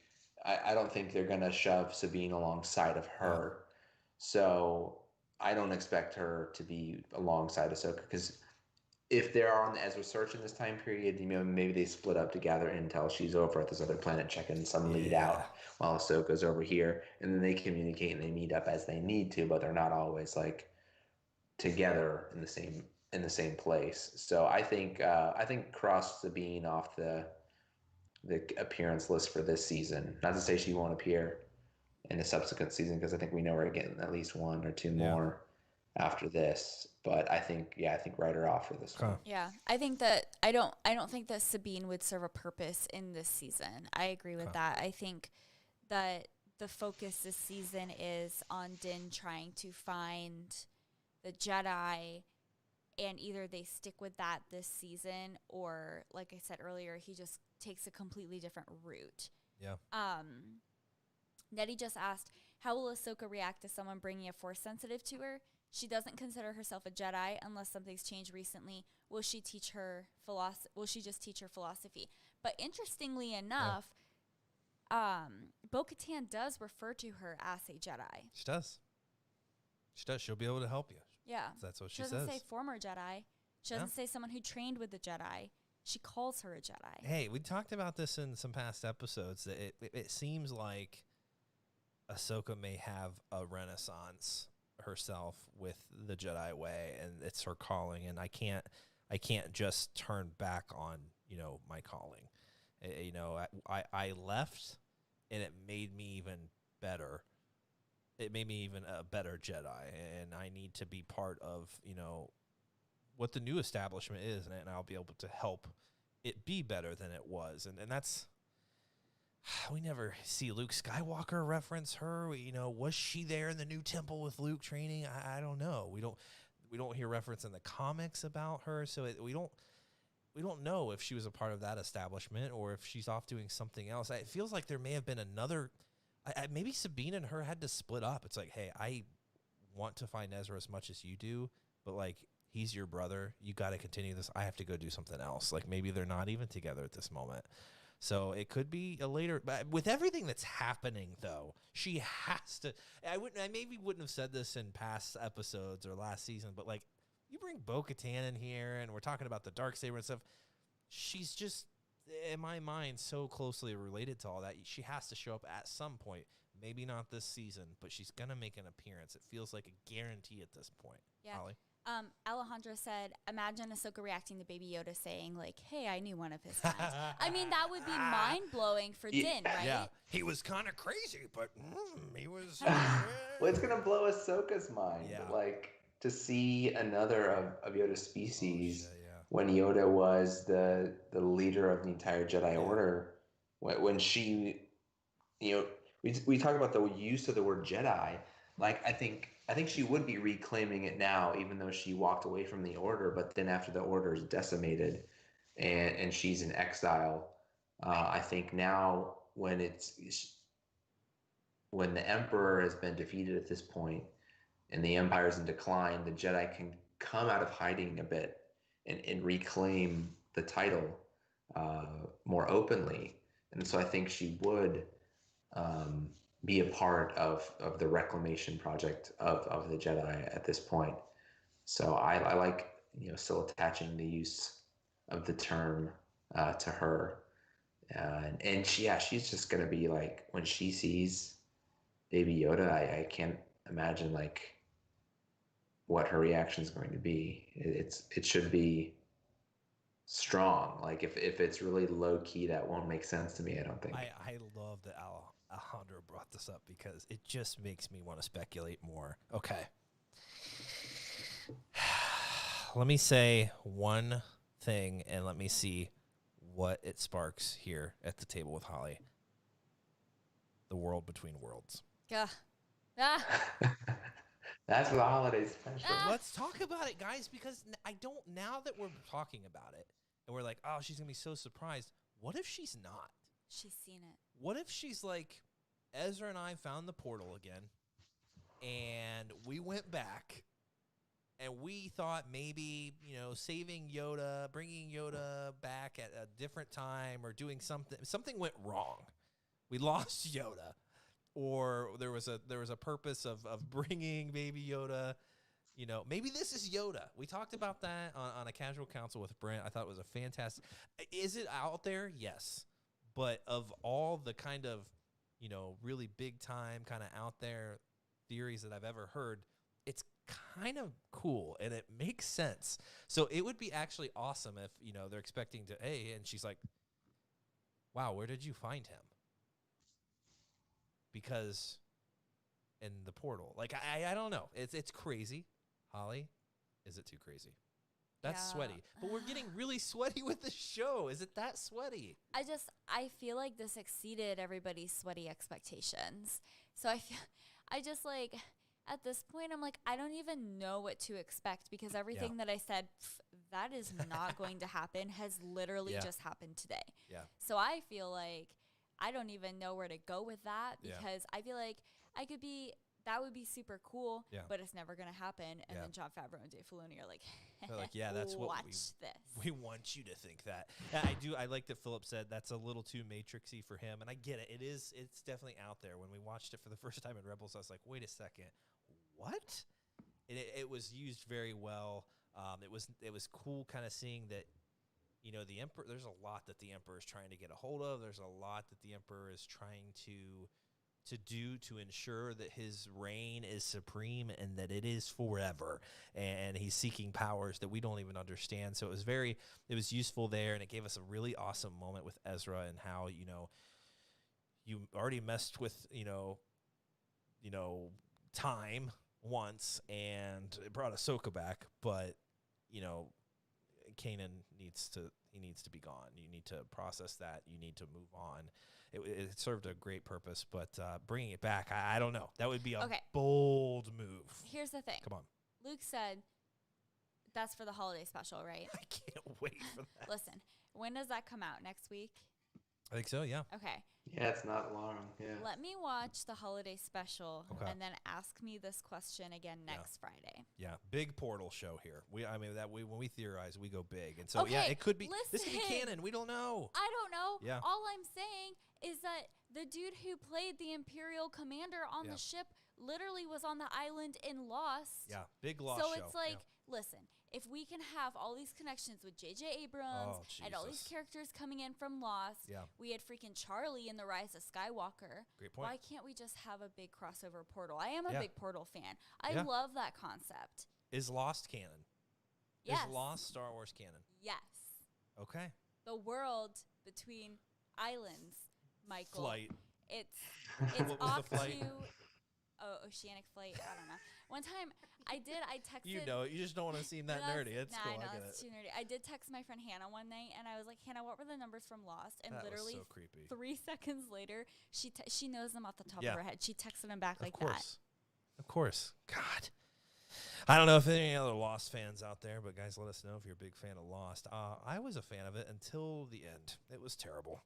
See, Alejandro gets it. It is Jacob's brother. Right. They're yin and yang. Yeah, absolutely. And he still plays the bad guy. Wow. In Star Wars. Of course. Once a bad guy, always a bad guy. That's right. Cast really well, though. And it was nice finally seeing a bad guy that didn't have a British accent. You know what I'm saying? Like, about time. About time we see a mid-level kind of, officer in the ranks that doesn't have a British accent. I'm pretty sure he's Irish. But he didn't have that accent here. Did he not have an accent? No, Holly. Is that weird? Is it Where weird? are they recruiting from now? Everywhere. But how is he that old and he just got... Okay. I don't know. I can't on. wait to see a Corrin that has a British accent. British That's what I'm accent. down. I mean, that would totally make sense. That checks out. Yeah, They're absolutely. terrible. Exactly. Sorry, Luke. No, absolutely. So I don't know, guys. It could get really weird, but maybe they won't go that deep. But every time we say... Phrasing. Amen. Every time we say they're not going to go that deep, they do. And they go beyond that deepness, if that made any sense. But I don't know. Jesus. As much as we know and as much as is being revealed, you still have no idea what the hell's going to happen. We have no idea where we're going. Could Luke Skywalker show up? Could we see an Anakin Skywalker Force Ghost?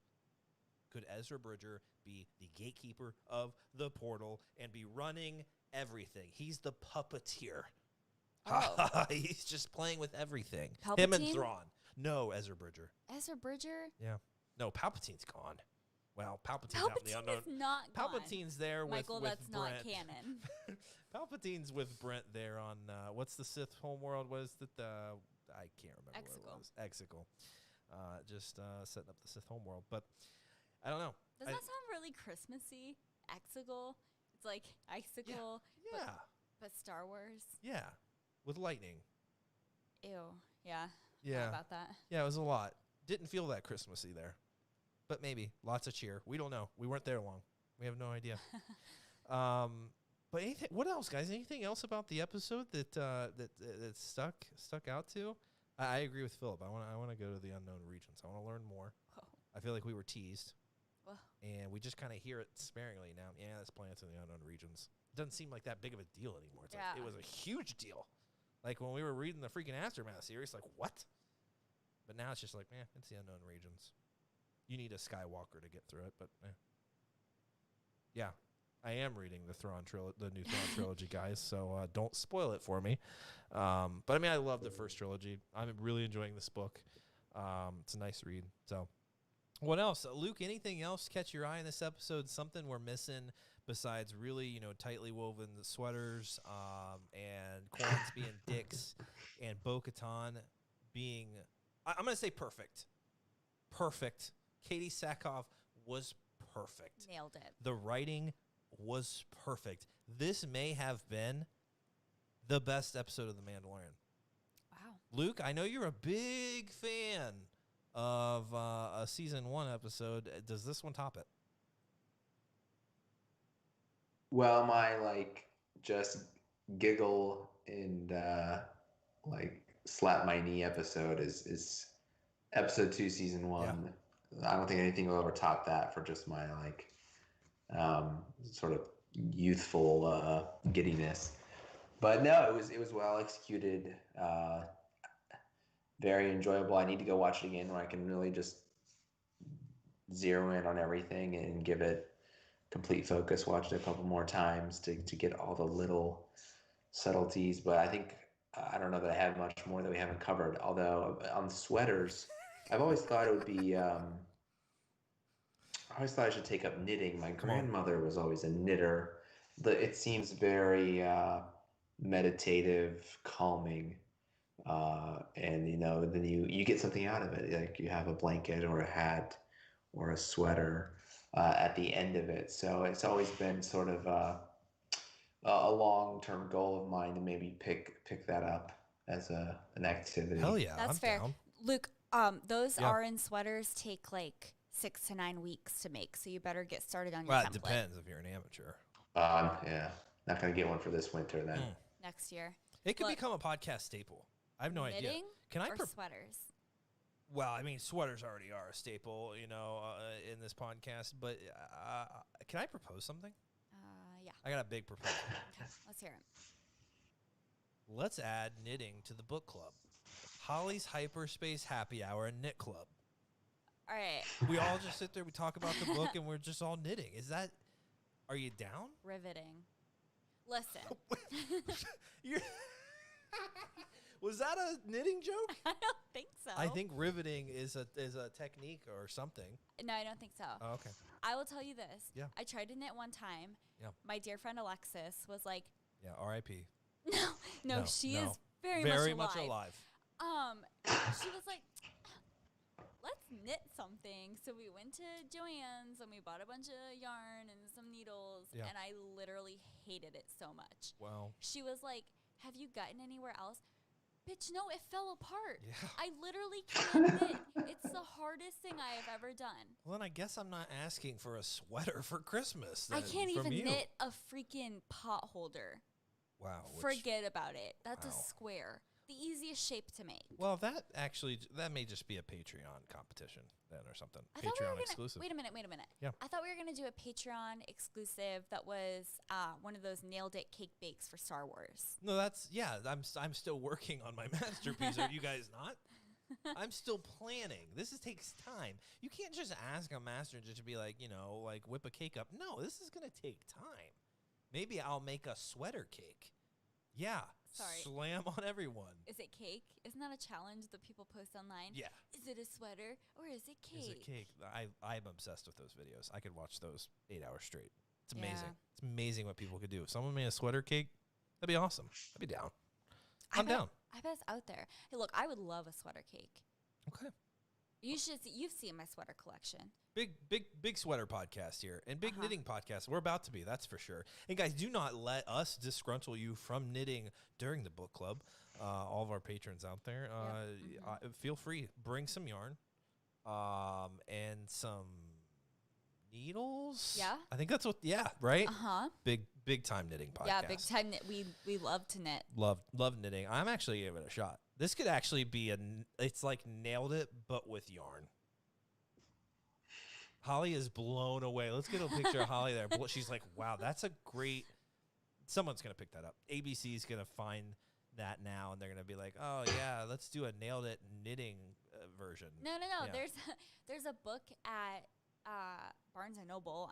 I mean, it's probably everywhere. Yeah. But it gives you the templates to crochet different Star Wars characters. Is crocheting a form of knitting? Holly, you're asking the wrong person. I don't freaking know. I thought we were a big knitting podcast. Flying Casual. Not a big crochet knitting podcast.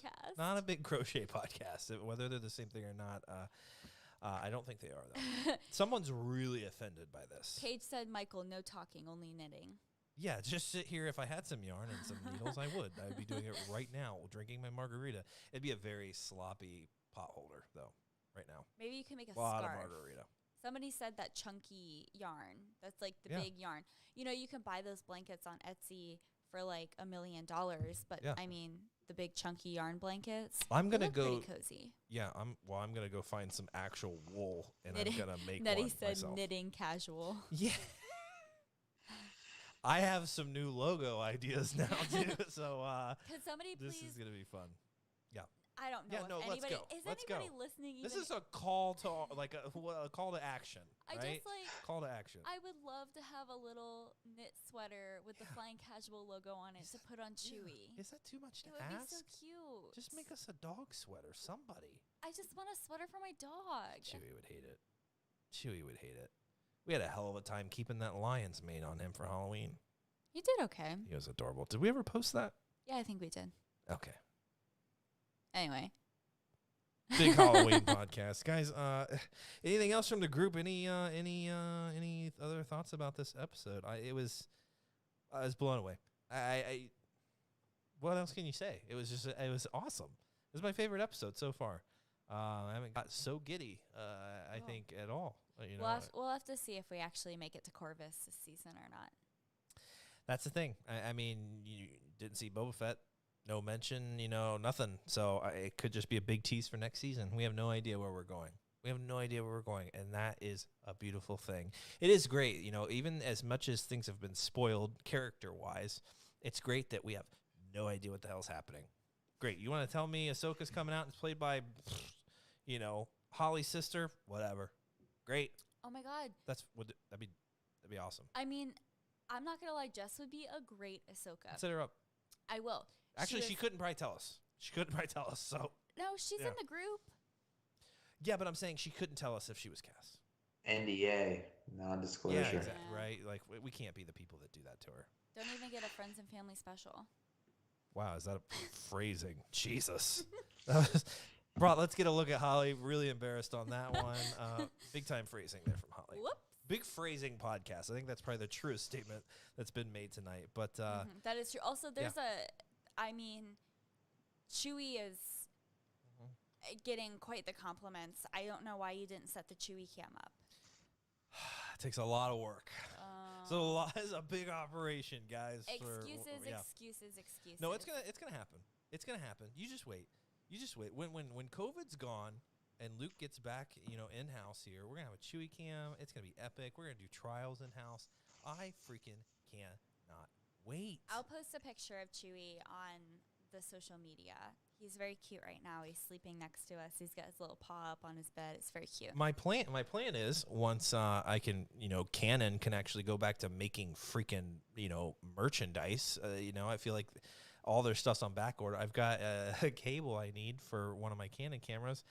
Hook that up on Holly, and then we can have a Chewy cam going the entire podcast, which is the plan. He's just going to be there in the corner, and you can just watch the dog the entire time. If you're not interested in what we're doing, at least there's a really funny, cute dog just laying in his bed. So he has a fan club, the Chewy fan club. Oh, it's in the group right now, or in the chat, I guess. It's called Knitting and Teefers with Chewy. Oh my God, his little teefers. I'm sure there's a cuter name than that. Something like Underbites and needles. Ew. We need to. That sounds like some deliberate murderous. shit. Under Bites and Needles, a murder podcast. A white trash, podcast. Oh, no. I'd be down. Yeah, guys. Well, I really appreciate you guys stopping out. I mean, that was almost a 2-hour episode, with some fun laughs. An epic episode. I know some people were a little disappointed by the last one. It was a fine episode, but boy, we really turned it up. That's what we said. Hey, they're gonna bring us down to even in an episode, and then they're gonna punch us in the face in the next one. And this is a punch to the face. Whoa. Phrasing. So I cannot wait to see what we have in store next. Could be Luke Skywalker. Could be Anakin Skywalker. Could be Sabine riding a Purgle. Could be Ezra Bridger. Who's the actor, Holly, that is teasing everyone, saying that everyone thinks he's going to be Ezra Bridger? Raheel, Paige, what's his name? Oh, yeah. Paige. Can we Paige live? No, we can't. Can I phone a friend? Yeah. I forget what his... Well, that guy, he's been trolling everyone, so who knows? He has not been trolling anybody. I think he's trolling everyone, and I think he's just trying to throw people off. I think he's actually probably Ezra Bridger. He was too busy filming Bly Manor. Great show, by the way. Yeah, that was a good one. Big Bly Manor, Haunting of Bly Manor podcast. Well, guys, I appreciate all of you. We love all of you.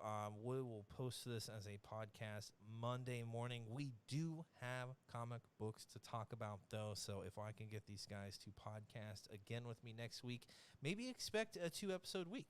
I'd be down. Wow. I'd be down. 2 episodes, 2 can be a lot, but It's I think our everyone gift, can handle it. Our gift to you. Yeah, happy holidays. I don't know. Maybe not. Wow. We'll throw a little something extra at you. I'm really enjoying the comics. The cover for the next Darth Vader comic has me so interested. I have not read it yet. I cannot wait to get my hands on it. So expect maybe another episode next week. I am totally looking forward to it. I appreciate all you guys being here. We are going to cut out of here. But hey, same time next week. We'll see. I think there's an episode next Friday, so expect another live stream at 9:30. And I appreciate all you guys. Get in that Facebook group and join if you haven't. If you're here watching and you haven't subscribed to the channel, go ahead and do that. And we would really appreciate that. Give this episode a like. Give this live stream a like. And check us out wherever you can to our podcast every Monday morning at 6 a.m., wherever you find podcasts. So I appreciate you guys. This is The Way. And as always, may the Force